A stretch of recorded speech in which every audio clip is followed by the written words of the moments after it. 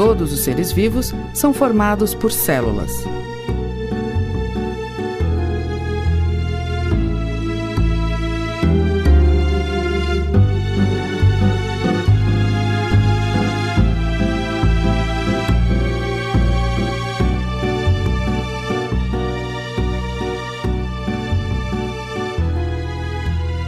Mas será que as células que formam uma planta são as mesmas que formam um cachorro?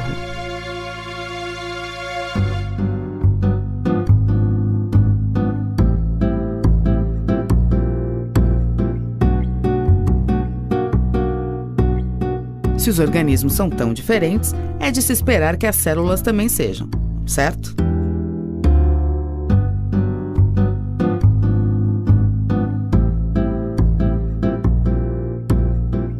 Depende. É claro que as células que constituem uma planta são bastante diferentes das células de um cachorro, e mais ainda de uma célula bacteriana.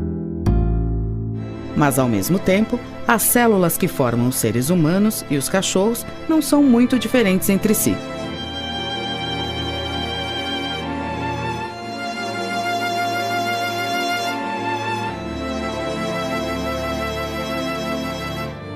Isso acontece porque, ao longo de milhões de anos, conforme foi ocorrendo a evolução, foram surgindo diferentes organismos a partir daqueles já existentes. Cada vez mais, eles foram se tornando menos parecidos e mais distantes evolutivamente. Os organismos que conhecemos hoje são um retrato do processo evolutivo que continua ocorrendo lentamente.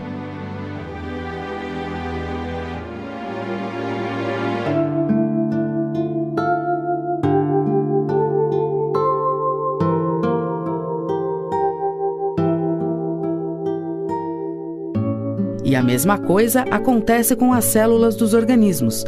Elas também passam por esse processo e se modificam.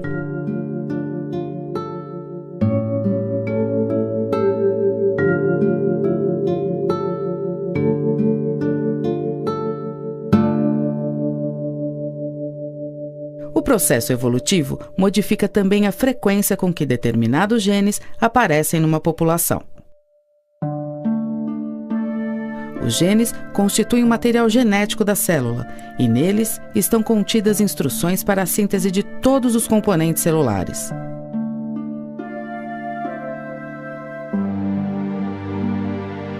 Assim, a célula é um reflexo das instruções presentes nos seus genes.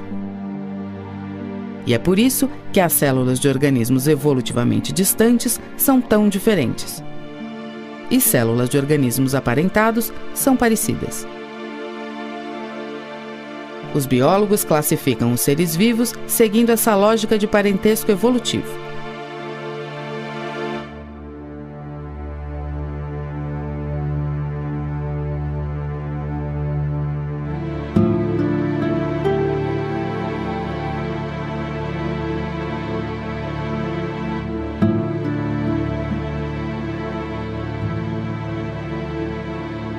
Os animais, por exemplo, apresentam células com características próprias,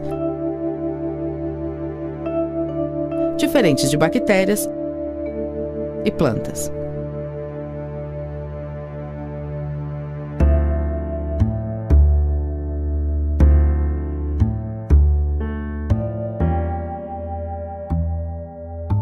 Isso não quer dizer que todos os animais precisam ser parecidos para ter células parecidas.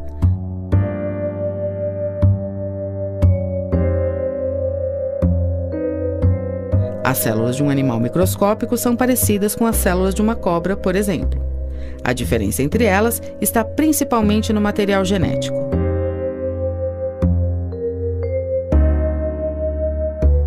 Um exemplo da diferença entre células é o caso dos protozoários e das bactérias.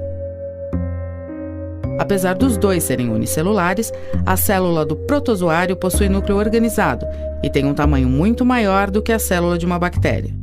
Bactérias, por outro lado, não possuem núcleo organizado e, portanto, são classificadas como procariotas. Nessa imagem, é possível ver vários protozoários conhecidos como paramécios se alimentando. Repare como cada paramécio é perfeitamente visível num aumento de 200 vezes. As bactérias não são visíveis nesse aumento. Outro exemplo pode ser dado comparando animais microscópicos aos animais maiores, como os cães e os gatos. Apesar de parecer muito diferentes, suas células são bastante parecidas.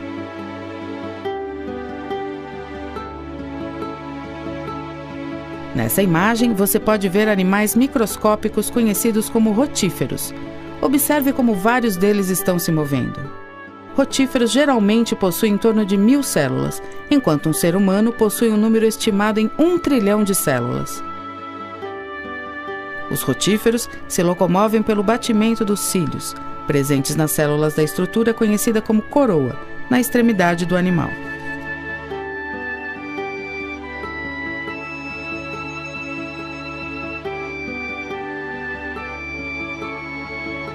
As células são muito importantes para definir a vida dos organismos, sejam eles microscópicos ou não.